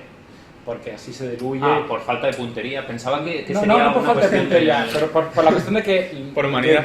Precisamente creo que estaba en el ámbito de estudios que se han hecho psicólogos para ir en contra de esa tendencia de los 60 de decir, no, el ser humano es Ash y todos estos experimentos que en el fondo parecía que decían a la gente, no, el ser humano es cabrón de naturaleza. Hubo toda una corriente de psicología que intentaron mostrar, no, al contrario, si tú metes a una persona a mirar a los ojos a otra y dispararle, Sí, tenderá a disparar fuera porque no quiere matarla. ¿Sí? Por eso es mejor poner 10 personas para matar a una, porque una le dará, de alguna forma, simplificando mucho. Bueno, el que dispara, si se descubre que ha fallado conscientemente, le pueden fusilar a él. Por eso digo. Por eso no me parece francamente sorprendente la idea hasta hoy en día de imaginarme 10 Mossos de Escuadra que están parando una manifestación y que 9 de ellos piensen, oye, estos están manifestando por algo, francamente tienen razón, joder, y yo si estuviera allí lo haría lo mismo, y que den porrazos pues con malas ganas. Pasa que, claro, ves más el que no, el que dice putos rojos de mierda y que se lo cree y que se inflama, ¿no? Sí. Pero yo no lo puedo llevar. Es que hay un proceso, lo que pasa es que hay un proceso selectivo. También, claro. Que o sea, hay ¿Quién un llega a screening, ser hay un Mosul? screening. Claro, ¿quién llega a ser policía? ¿Quién llega a ser Claro. estadísticamente? Pues el... No te ponen a ti de policía. Ah, exacto. Ni tampoco yo me metería, claro. Entonces Pero yo he conocido policías. entre las y a- tendencias y a- y yo he los conocido a gente que trabaja en el ámbito de las fuerzas del orden, que hacen cosas pues de mala gana porque crees injusta. Y no sé vosotros, pero a mí como profesor me ha pasado de imponer el orden o de obligar a que acaten reglas que a mí me parecen injustas, absurdas, arbitrarias, dañinas, etcétera. Pero yo digo, ya, pero mi papel como profesor es acatar la regla Bueno, y a hacer ver, que se acate la regla. el punto es y que lo hago de mala gana. eres Lo un, hago, pues, eres un trabajador asalariado. Este es el principal tema. y el policía también. Y el No, por eso digo que, Claro. que vale para uno, vale para el otro. Sí, Eres sí. un trabajador asalariado. Al final, Sí, sí, sí. lo único es porque has escogido, porque quiero decir, porque has escogido meterte a policía. Ya, y porque has escogido meterte a profe, ¿sabes? Es lo único. Pero una vez estás ahí, nadie lo hace por voluntad. Por necesidad, por vocación, por mil cosas. Pero puede ser vocación, necesidad de... puede ser No un hay ideal de justicia, de no No hay vocación. De todas formas, esto, o sea, le da un... No hay vocación, le da- punto. claro, yo, de hecho, todos los Mossos que he conocido, bueno, no conocía a ninguno, más que buscándome, evidentemente. Les gusta ser pero funcionarios, la mayoría. proyectos de Mosu, todos era por vocación. Luego, sí, bueno, conocía a dos, tampoco he sido muchos. Por vocación Y de que uno, vocación de no sé, De repartir tío, palo. como en las películas, tío, de en plan, no, se pira a la gente, no, De defender, de pero defender. esto queda muy bien decirlo, pero luego al Ya, final ya lo que te sabemos- gusta es reventar la cabeza. Ya sabemos de que alguien. eso es una mera sublimación No, bueno, coño, esa parte, sexual. Pero que esto igualmente en el texto de Mailander, lejos de ser una solución, es otro problema añadido, porque es que el patriota no solo es una persona que acata órdenes. El patriota es alguien que está convencido de lo positivo y lo necesario que es ser fiel a la patria. Entonces, claro, aquí se abre otro problema a nivel psicológico, ¿no? Que es, vale, entonces el patriota, que es un ferviente patriota, que es la única forma de que sea patriota, ¿cómo puede luchar sin ganas? O sea, Claro, es que una es- contradicción- es o sea, es una un contradicción símbolo. formal, material y mínimamente psicológica. Es en plan, hombre, No es solo conforme al deber, sino por Claro. deber, ¿no?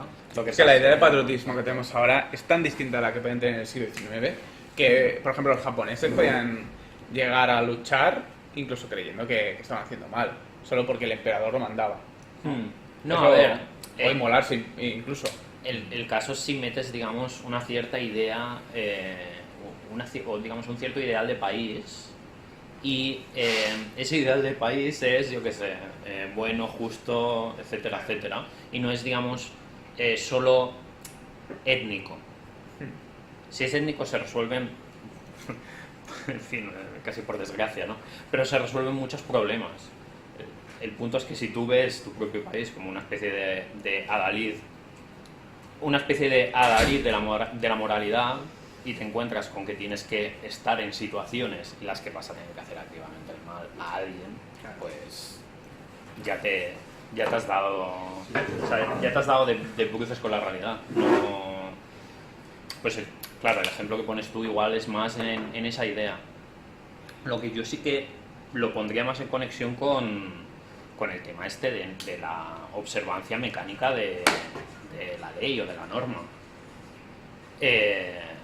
Bueno, en fin, el mal banal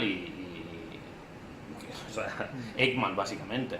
O sea, es el Estado, o sea, es cumplir lo que dice el Estado, pues a rajatabla y sin pensarlo tampoco demasiado. O sea, en plan, bueno, Bueno, Ya. de mitad. Y el aparte, patriota funcionario, casi podríamos decir. Vamos, es más pensable hoy en día un policía o un miembro del ejército que se rebele contra las órdenes por considerarlas injustas, lo veo más hoy en día en España, o en Italia o en Francia, que en el siglo XIX en Alemania.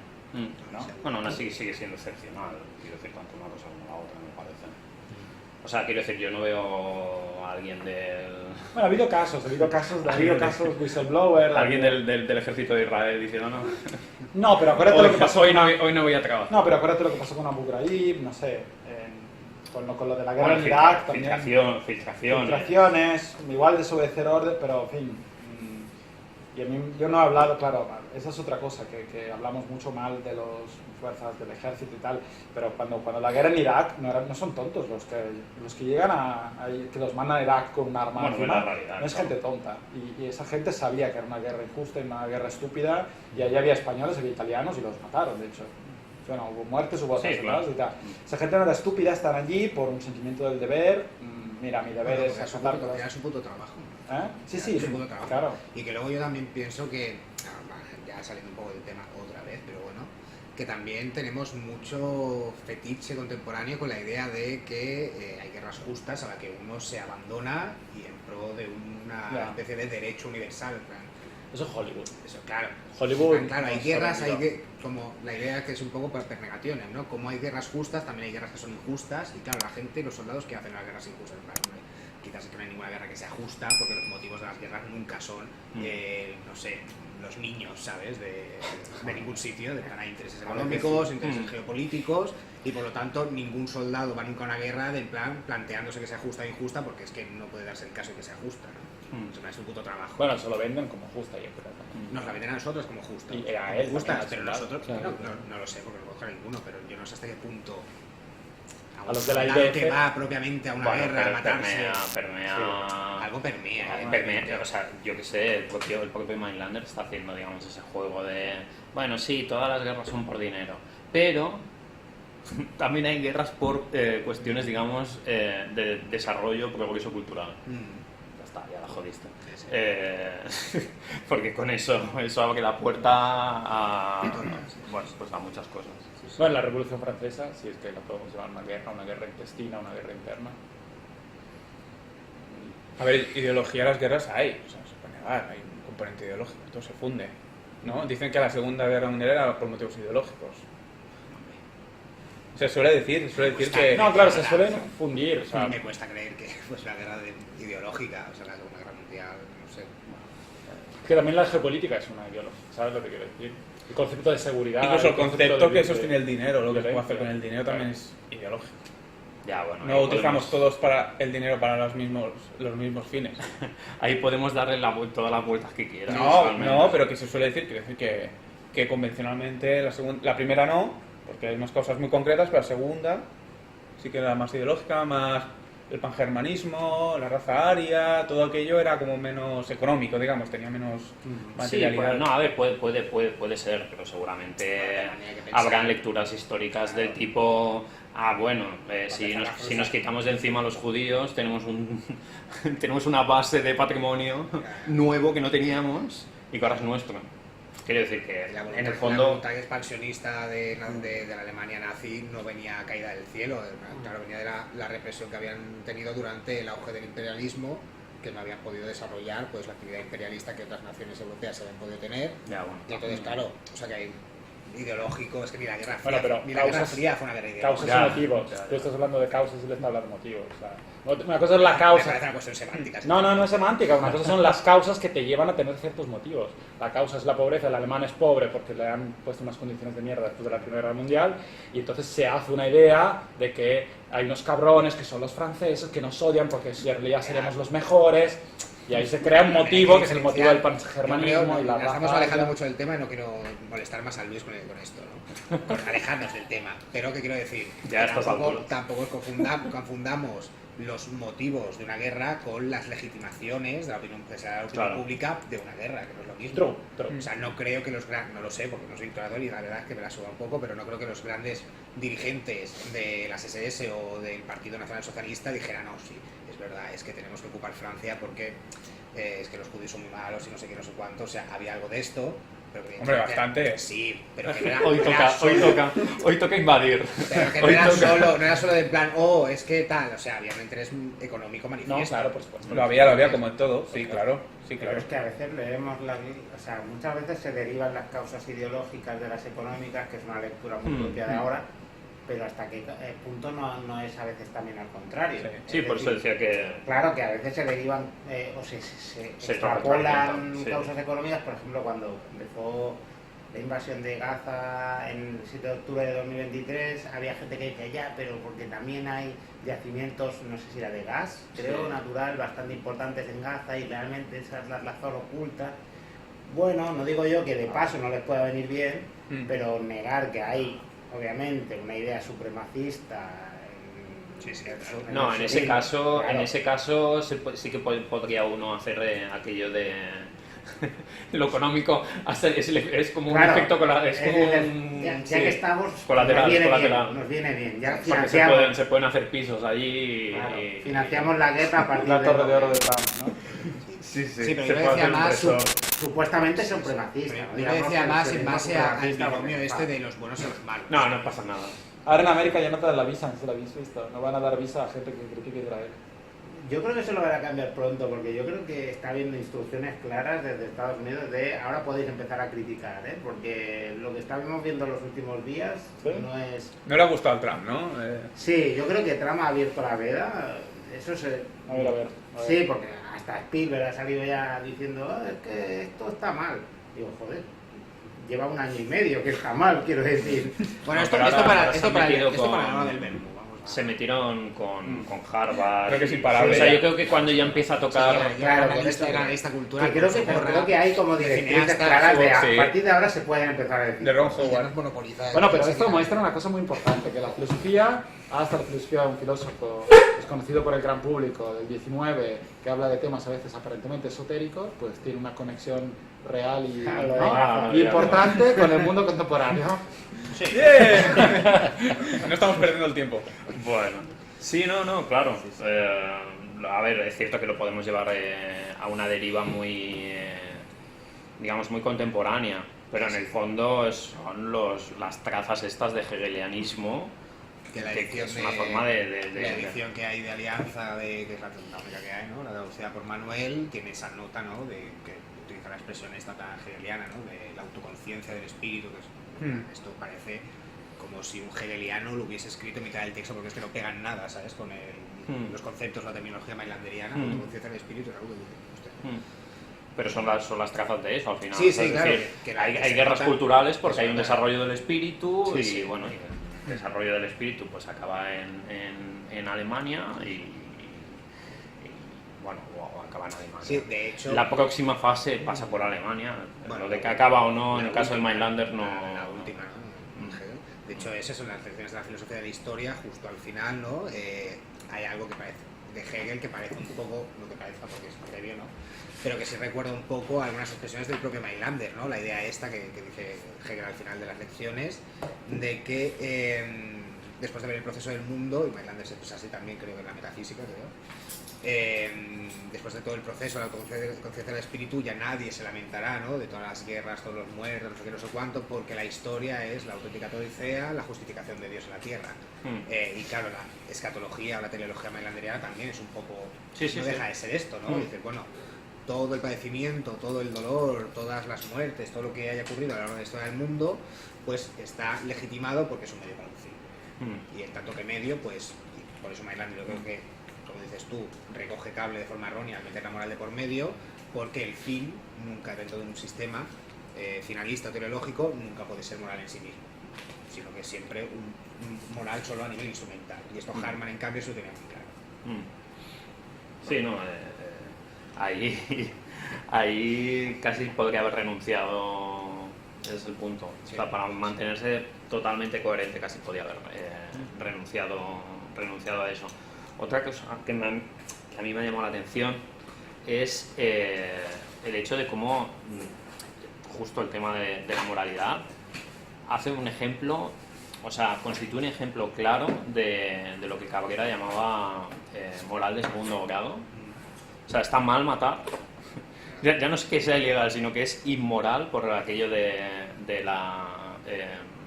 carácter sagrado de la ley divina y el derecho a la vida y bueno, la articulación esta que hace. Pero si se hace en nombre de la ley divina, da igual, da igual que pases el rodillo por encima, da exactamente igual. No pasa nada. Es un ejemplo clarísimo, ¿no? de cómo pues, las morales afirmativas al final pues acaban siendo pues necesariamente morales de segundo grado. Me parece un buen ejemplo. No sé, no he leído todo Cabrera como para saber si en algún momento tira de Mailander, pero sería fantástico para explicar eso. Y no sé, es que muchas de las cosas que tengo apuntadas van en relación a eso. Hay mucha continuidad luego con la distinción que se hace entre derecho positivo y derecho natural, o digamos conflictos que se tocan más en teoría política contemporánea, ¿no? Con lo de poder constituido y poder constituyente. O sea, hay se puede tirar muchas líneas a partir de esto, ¿no? Pero creo que más o menos pues eso, siguen siendo el tema de la moralidad.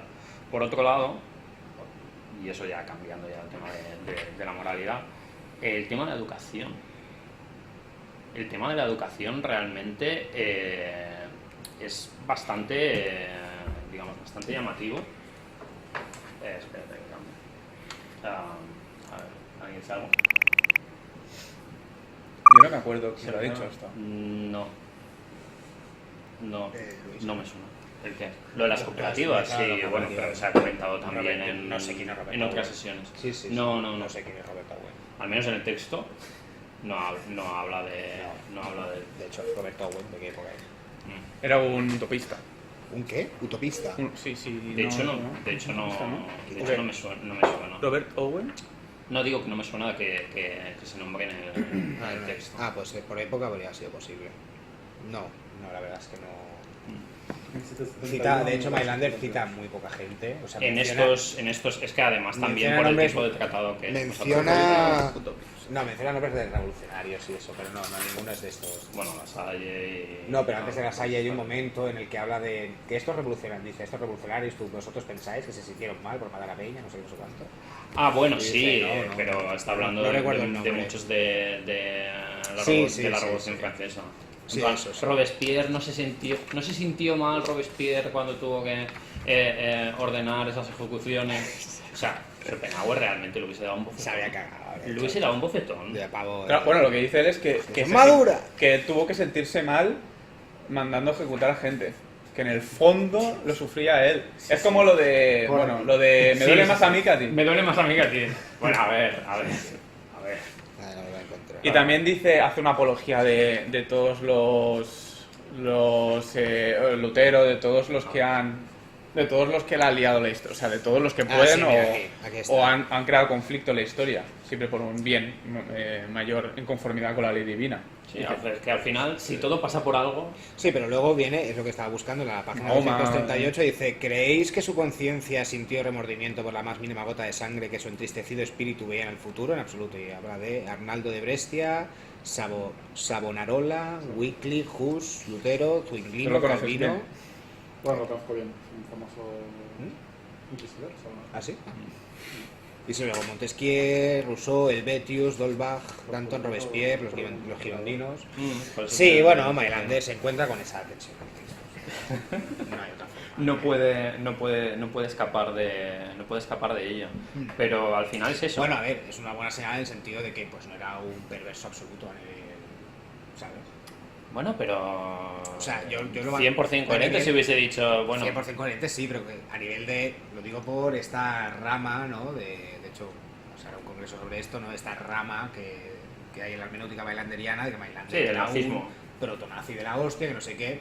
A nivel psicológico al menos se agradece que Mailander, bueno, pues rompa su sistema en pro de una autoconciencia, de en plan de que no quiero ser un puto... Pero es que el nazismo es un realmente. sistema ideológico tan cerrado, con unas directrices tan claras, que meter a Mailander ahí, ahí sí que estoy de acuerdo en que sería un anacronismo absoluto y absurdo. Porque Es la única forma de verlo. es que no puede ser, no puede encajar en esos moldes tan concretos, circunscritos en una época histórica tan concreta, aunque se entienda el nazismo, digamos, como un cúmulo de causas Como la y... hipóstasis de todos estos Exacto. procesos, pero Fichte también, Hegel también, Kant Sí. también se le podría Claro, ver. es absurdo. Es absurdo. Pones así, hasta vamos, es Sócrates es un protonazi. El que era proto-nazi, o sea, el que era nazi, pues el cuñado de Nietzsche, por ejemplo, ese sí que era Foster. Bueno, pero eso ya Pero estamos no, hablando de pero fue protos activista, muy incluso- protos. Y lo vivió. Claro, claro. O sea, Bueno, y la hermana, sí. claro, la hermana lo es, pero porque realmente, pues... Bueno, pues pero, lo era. vivieron esa época. ahí ya estamos hablando de época, pero bueno, más allá de eso, a mí no me parece que lo rompa. Simplemente es que se encuentra, O sea, romper en el se encuentra, sentido- se encuentra con ellas. O sea, Romper en quiero el decir, sentido de que vulnera la sí, no es coherente 100% la coherente. coherencia, ¿no? De la integridad del sistema, ¿no? Que consciente o inconscientemente, pero que se resiste el mismo, te digo, queriendo o no queriendo, se resiste contra a lo que le aboca su propia teoría, que es a una amoralidad absoluta del proceso del mundo. Es decir, mira, esto no tiene nada que ver con la moral. Si matas a Peña, esto es el papel te que toca, ¿no? ha tocado y oye, yo- no ganarás. Yo con salvedades, porque, a ver, Ahora decir, alguno me tiene parece- que me parece bien, ley divina. caminar de puntillas, pero esto por qué como está- y por qué está mal hecho? esto es un panfleto dirigido a trabajadores alemanes que a los que además trata con un enorme paternalismo, que los llama como niños a los que le da el fuego y cuidado que se queman. Cuidado. Podría entenderse esto como pues un texto exotérico, Sí, es lo que... Sí, podría lleno de Sí, contradicciones. sí, es lo que comentaba antes, que quizás también el mismo registro del texto pues le obliga a meter el tema de la moral cuando no viene al caso, ¿no? Lo que pasa Pero es se que sigue notando que se pelea mucho con la hay idea, juego, se hay pelea- juego ahí. O sea, sí que es cierto que no puedes hacer ese ejercicio de como de salvarle por el hecho de ser exotérico, porque al final la política exige concreción. O sea, justamente es... Bueno, sí, O sea, política- se encuentra con contradicciones. O sea, lo que puede parecer más o menos coherente cuando tú estás leyendo el primer volumen, o sea, la política del primer volumen, se encuentra efectivamente pues con contradicciones a la hora de pensar el curso histórico real. Sí, a nivel material, lo que... También es poco ambicioso, digamos, por lo que anticipábamos de la otra sesión. O sea, él al final lo que no quiere es que haya una insurrección o justificar una insurrección y que la gente se vaya y se hagan toda la cabeza unos a otros. Y paradójico, porque ¿cómo vas a convencer a un trabajador de que aspire a mejorar sus condiciones de vida cuando le estás diciendo que detrás de esas condiciones de vida le espera un desengaño que lo va a llevar al suicidio?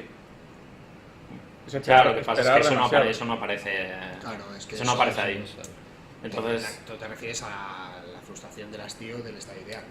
sí, claro. Claro, sí. No, claro, es Pero que a- esto es lo que decía en la perspectiva Pero superior. sí que dice que le espera la liberación del dolor, o sea, la muerte. Sí, claro, pero bueno, Sí. eso lo sabe el que El que ya está ahí. ilustrado, el persuadido por su obra. Pero Bueno, yo que sé, se da utiliza por eufemismo, hecho- no sé, sí, la pero paz, que se da por no sé hecho- qué. Espíritu. No se da sé. por hecho que el trabajador alemán no entiende de en plan que le está diciendo no te va a gustar nada. Sí, vas a querer matarte. Vas a decir, esto es un... Pero yo creo que luego se puede, o sea, está connotado aquí. Esto. Sí, pero porque nos hemos leído el libro. ¿vale? Mm. Esta gente estaba para escucharlo y luego ir a su casa a tomar aguardiente y hacer... dejar a alguien. Yo creo que se puede inferir de lo que dice. Sí, ¿eh? pero porque ya conocemos la obra del... No, digo un trabajador alemán analfabeto del siglo XIX. No sé. Muy ilustrado. No, a mí me da la sensación de muy ilustrado que, está el alfabeto, yo creo. de que se lo dice. Pero vuelve otra vez el tema de filosofía de la noble mentira, si lo pensáis. Sí, ¿no? sí, es O básicamente sea, hay eso. un poco un tema... Yo recuerdo que aparece también el mismo tema, en parte lo sé por Parfi, pero lo leí hace poco en Mill.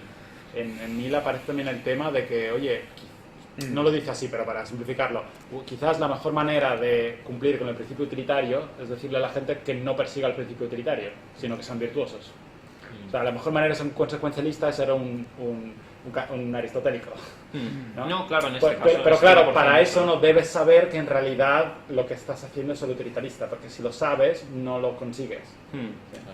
En este caso es más bien, claro, si lo supieras, ya no lo desearías. O sea, Sí. ya no desearías. O no lo harías de forma eficiente, Si supieras que la eficaz. mejora de tus condiciones de vida te va a llevar a que la vida te va a parecer, pues tampoco era para tanto.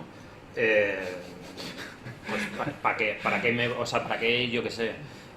Porque además, digamos, siendo, digamos, lo más realistas posible, las revoluciones al final exigen, las que han tenido Cada éxito vez. han Cada vez. exigido mucho sacrificio. Entonces, bueno, ¿por qué me voy a, o sea, ¿para qué matarse si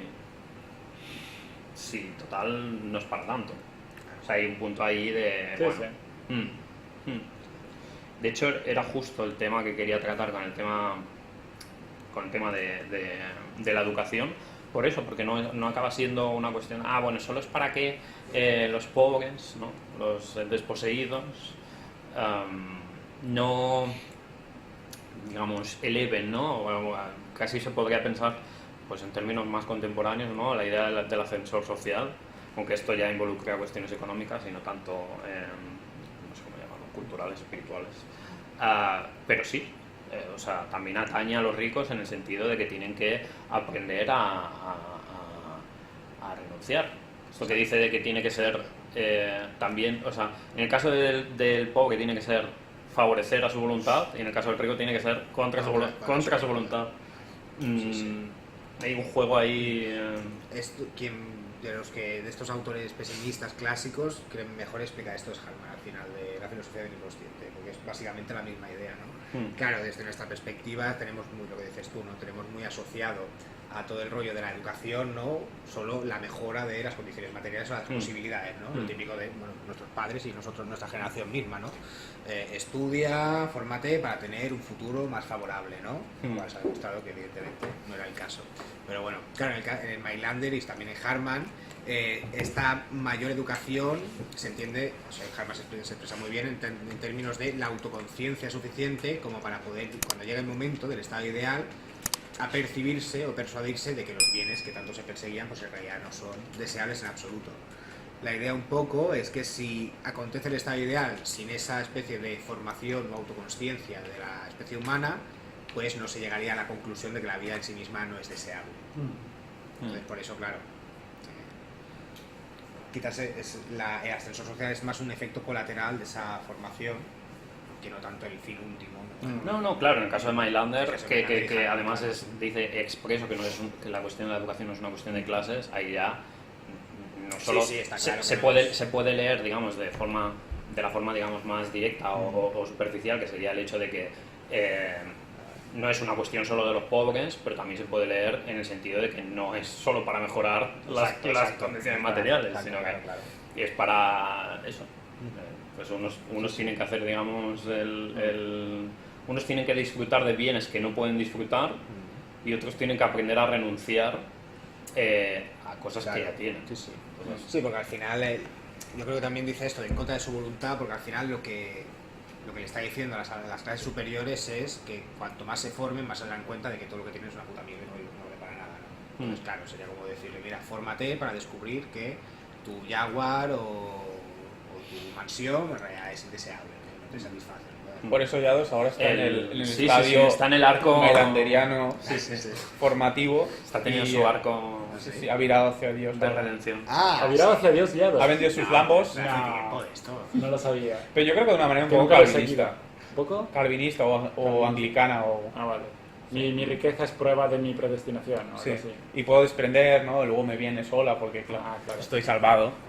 Porque tiene un Y ahora la han embargado y se ha montado Claro, una exacto. película. Sí. Seguramente. Mándame 1000 euros que Dios te los multiplicará, ¿no? Y te mandan sobres de dinero, ¿no? ¿Habéis visto eso? Pues si queréis podemos dar por finiquitada esta magnífica, esta extensa sesión. Muy bien, espera un momento.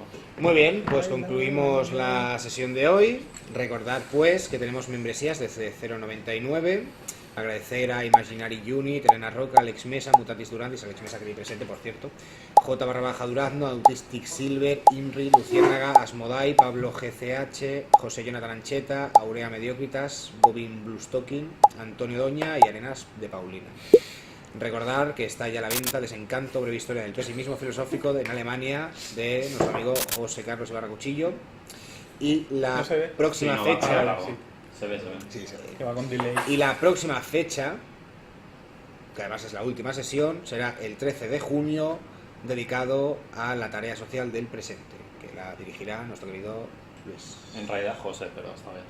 Ah, pues Porque yo hice la anterior. Claro, me toca a mí. Pues José, es verdad, verdad. Bueno, pues Pues ya está, nos vamos a tomar una copa. hasta la próxima. Hasta luego. Hasta luego.